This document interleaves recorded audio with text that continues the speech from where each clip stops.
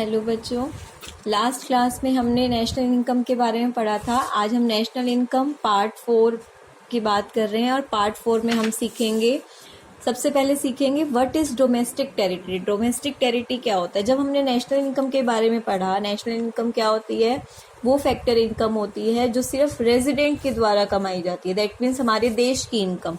But domestic income कौन सी होती है? ये वो इनकम होती है चाहे रेजिडेंट ने कमाई हो चाहे नॉन रेजिडेंट में कमाई हो, बस हमारे देश के अंदर कमाई गई है। डोमेस्टिक टेरिटरी में आपकी नेशनल इनकम सिर्फ रेजिडेंट की ली जाती है, चाहे वो रेजिडेंट आपके देश में रह रहे हैं चाहे देश के बाहर रह के इनकम को कमा रहे हैं, ठीक है।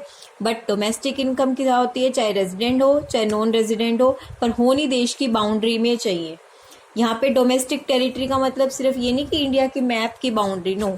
यहाँ पे डोमेस्टिक टेरिटरी का मतलब क्या है वो समझते हैं। ये एक जियोग्राफिकल टेरिटरी है जो कि गवर्नमेंट के द्वारा प्रोसेस की जाती है, जिसमें पर्सन, गुड्स और कैपिटल सर्कुलेट करते हैं फ्रीली। दैट मीन्स जहाँ पे गवर्नमेंट का एडमिनिस्ट्रेशन हो, जहाँ पे हमारी सरकार चल रही है, जहाँ पे हमारे गवर्नमेंट्स के रूल फॉलो किए जाएंगे, वो डोमेस्टिक टेरिटरी है। जहाँ पे हमारी सरकार चल रही है, जहाँ पे गवर्नमेंट्स के रूल फॉलो किए जा रहे हैं, वो हमारी क्या है? डोमेस्टिक टेरिटरी है। तो देखिए इसमें आपको क्या क्या चीज़ें बताई हुई, क्या क्या इंक्लूड होगा। डिफेंस बेसिस पे कई बार क्या होता है, मानो इंडिया के कुछ लोग बाहर चले गए, रशिया या कहीं पे, वहाँ पे अपनी कोई ट्रेनिंग वगैरह ले रहे हैं, तो वहाँ पे जो इंडिया की ट्रेनिंग वगैरह की जा रही है, वहाँ पे रूल किसके फॉलो किए जाएंगे? एडमिनिस्ट्रेशन किसका रहेगा? हमारी गवर्नमेंट का। तो वो हमारी डोमेस्टिक टेरिटरी है। Oil and natural gas rigs, ये होते हैं बहुत बड़े बड़े कंटेनर जो ओशन, समुद्रों के बीच में पाए जाते हैं। अब समुद्र तो हमारे जो भारत का मैप है, नक्शा है, उसके बाहर होते हैं, आउटसाइड पे, तो वो भी हमारे किस में आएंगे? डोमेस्टिक टेरिटरी में आएंगे। टेरिशियल वाटर, एक लिमिट होती है कि कितने किलोमीटर तक पानी हमारी बाउंड्री से टच करता हुआ हमारा पानी कहलाता है, तो वो समुद्री पानी भी हमारी डोमेस्टिक टेरिटरी में आ रहा है। इंडियन एयरक्राफ्ट, मानो एयरक्राफ्ट है, रोज उड़ती है, कभी यूएस जा रही है, कभी रशिया जा रहा है, वो एयरप्लेन हमारी डोमेस्टिक टेरिटरी में काउंट होगा, बिकॉज जो उसके अंदर लोग काम कर रहे हैं वो हमारी गवर्नमेंट के एडमिनिस्ट्रेशन के बेसिस पे काम कर रहे हैं। इंडियन एम्बेसी, इसको कॉन्सुलेट्स भी बोलते हैं, जो कहीं देश में कहीं भी हो। इंडिया की एम्बेसी देश में कहीं भी होएगी, वहाँ पे रूल हमारी गवर्नमेंट का माना जाता है, तो वो डोमेस्टिक टेरिटरी होएगी। और एक बात ध्यान रखना, इंडिया में कोई एम्बेसी है, जैसे यूएस एम्बेसी है, रशियन एम्बेसी इंडिया में है, वो हमारी डोमेस्टिक टेरिटरी में नहीं आएंगी, वो जिस देश की हैं उसमें काउंट होंगी। तो डोमेस्टिक इनकम क्लियर हो गया। यहाँ पे रेजिडेंट नॉन रेजिडेंट दोनों की है, बस डोमेस्टिक टेरिटरी में होनी चाहिए। डोमेस्टिक टेरिटरी का मतलब जहाँ पे हमारी गवर्नमेंट के रूल्स रेगुलेशंस के अकॉर्डिंग काम चल रहा है। तो इसके लिए मैं आपको 20 एग्जाम्पल्स फिर से दूंगी, उसमें से कुछ आपको करने हैं और कुछ अभी इस टॉपिक से रिलेटेड नहीं है। आपको ये बताना है क्या वो डोमेस्टिक इनकम में ऐड होगी या नहीं होगी। नेक्स्ट टॉपिक है जीडीपी डिफ्लेटर। जीडीपी डिफ्लेटर का दूसरा नाम होता है प्राइस इंडेक्स। प्राइस इंडेक्स जानना यानी कि आज के टाइम पे वैल्यू और आने वाले टाइम पे क्या वैल्यू है।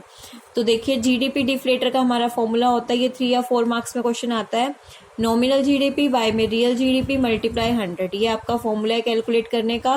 क्वेश्चन में आपको 1, 2, 3 इन तीनों में से कोई 2 चीजें गिवन होती हैं और थर्ड निकालनी होती है, तो क्रॉस मल्टीप्लाई करके आप इजीली निकाल सकते हैं। पहले आपको समझना होगा रियल जीडीपी क्या होता है।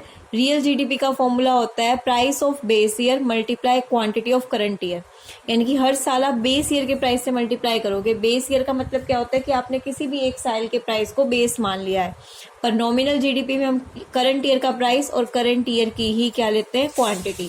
चलो इसको एक एग्जांपल से समझते हैं। कि आपको क्वेश्चन, मानो पेपर में आपके पास ये क्वेश्चन आया हुआ है, आपको ईयर दिया हुआ है, प्राइस दिया हुआ है, क्वांटिटी। बेस ईयर हमने ले लिया 2000, तो अगर रियल जीडीपी निकालनी होगी तो मैंने क्या कहा था कि हर साल मैं बेस ईयर के प्राइस लूंगी।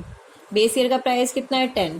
क्वांटिटी करंट ईयर की, देखो हर साल की क्वांटिटी ले ली, मल्टीप्लाई कर दिया, रियल जीडीपी आ गई।